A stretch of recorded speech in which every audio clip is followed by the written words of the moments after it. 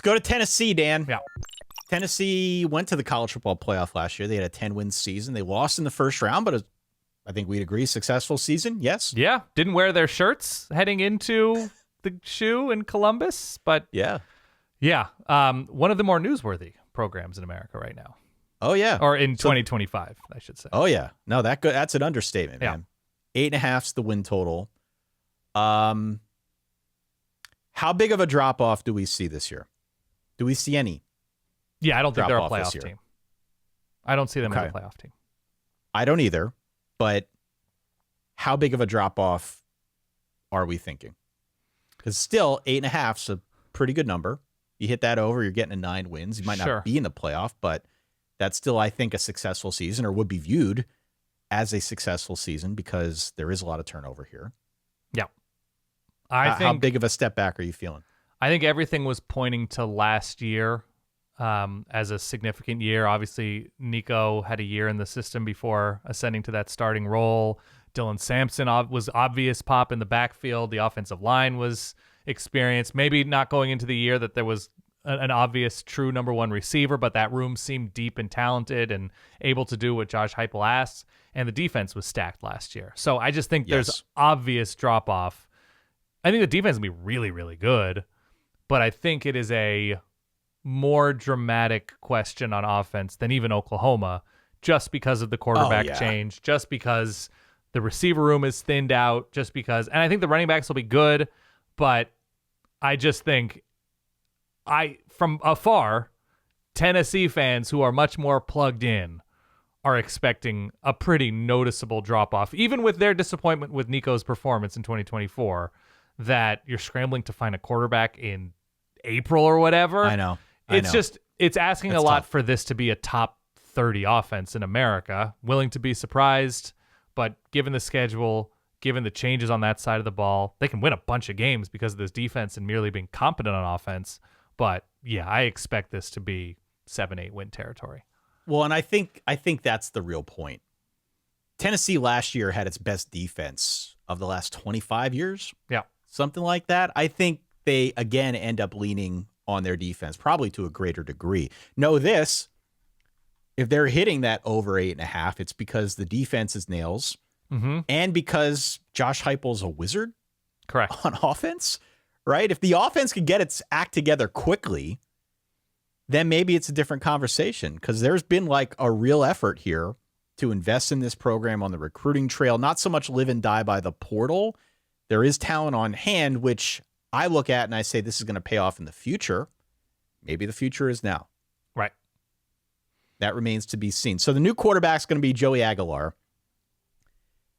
He comes over from UCLA. He was previously at App State before UCLA. We had that bit of a transfer trade there with Aguilar coming to Tennessee, Nico going out to UCLA. It's not just him, though. That is new. There are new wide receivers. There are 4 new linemen. It hints at a bit of a transition year if you're looking at it from that perspective. Essentially, this is a move that, to Josh Pate's point when we had him on, is something that the Tennessee community is rather animated around. Sure. If Nico didn't want to be there for whatever reason, be it money, supporting cast, you name it, get rid of him. Let's bring someone else in. By virtue of that trade, if you really want to get deep in the weeds with this, they're saving about $1.2 million. I think Nico is getting about 2.5. Joey Aguilar is going to get around 1.2. So if you think of this in terms of like pro trades, a bit of a salary dump there, which I guess you'll take. But it looks like it's Aguilar's job to lose. He had a very good 2024 campaign, threw a ton of picks. And I think the transition to this new offense is not going to be the most optimal scenario. Well, I have referred to him as the middle-class Nussmeier because there's a little bit of gunslinger / hero ball in his game. But Josh Heupel's worked with guys like this before, and he's had a lot of success. Yeah, and I think the offense, as we've seen it at times, and Nico, he had a different issue. He was taking a lot of sacks, and he was sort of timid a little bit too often in terms of pulling the trigger, throwing the ball downfield. This offense, at its best, makes things very simple for the quarterback. That Joey Aguilar is not going to have to go through 4 or 5 receiver progressions, that something is there, something is not there. This is the decision.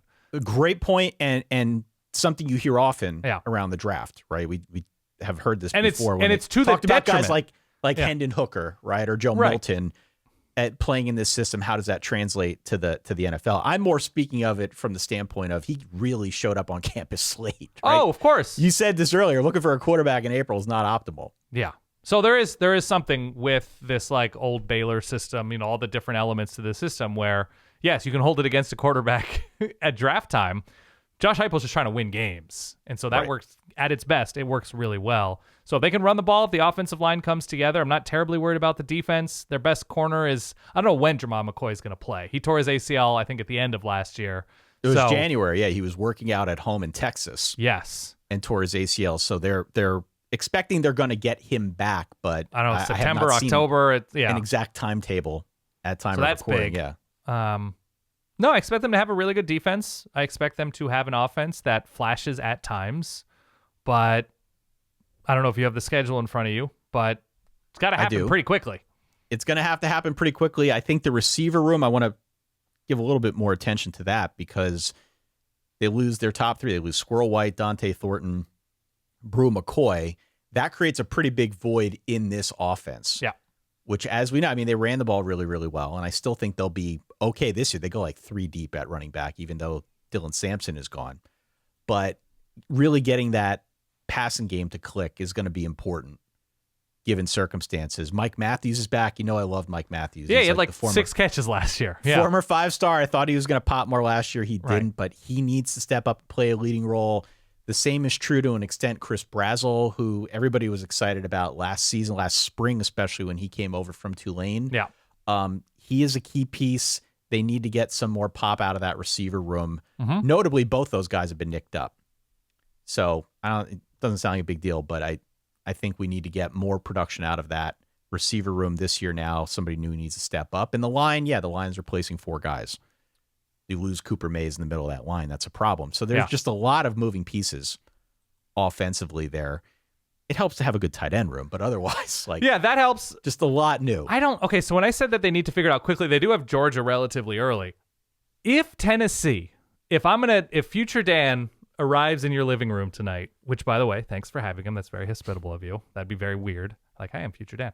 If future Dan arrived and said, Tennessee is definitely pretty good in 2025, and then you look at the schedule and you're like, oh, so they're winning at least 8 games. Schedule's not terrible. They have Georgia early. They have Syracuse, neutral site. It's one of the easier schedules in the SEC. I think I saw 47th nationally. So relative to the field in the SEC, when we're talking about teams like the Floridas and the Oklahomas of the world, both of whom I think play something like 7 ranked teams. It's like the highest in college football alongside Mississippi State, if you saw any of the new polls that came out. Right. Tennessee's not on that list, right? At least not that high on this list because it is one of the easier schedules in the conference. Yep. And by the way, so Alabama gets Tennessee after they play Mizzou.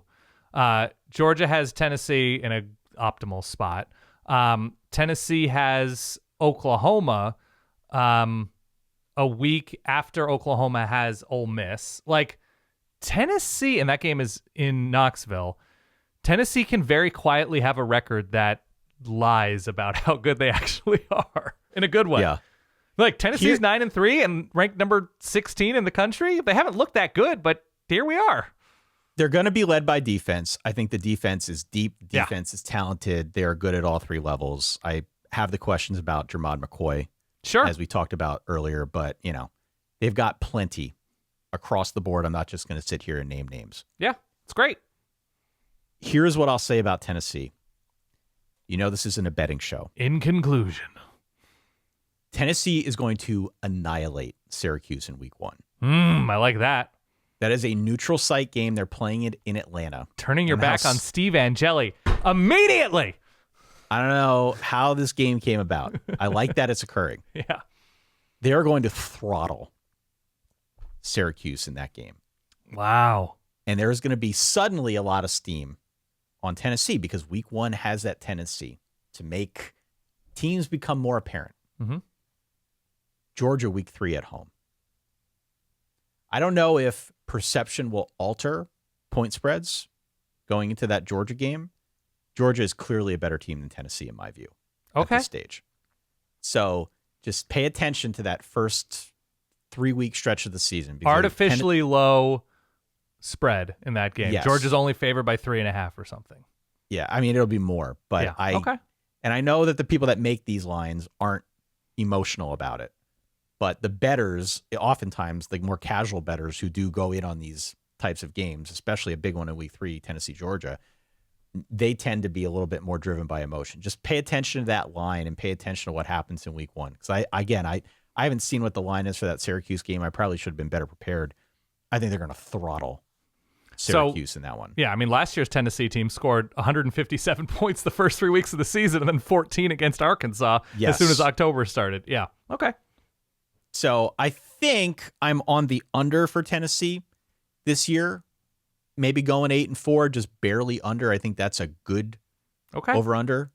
I don't hate this team. I just think there's a lot new. Sure. And I think Tennessee fans would be wise to show a little bit of patience, be mindful of the fact that they are building a really, really solid program under Heupel. The recruiting has been strong. There's a lot to like. It just might be a bit of a step back year because there is so much new. They're just looking to date 2025 and then get serious with another year soon.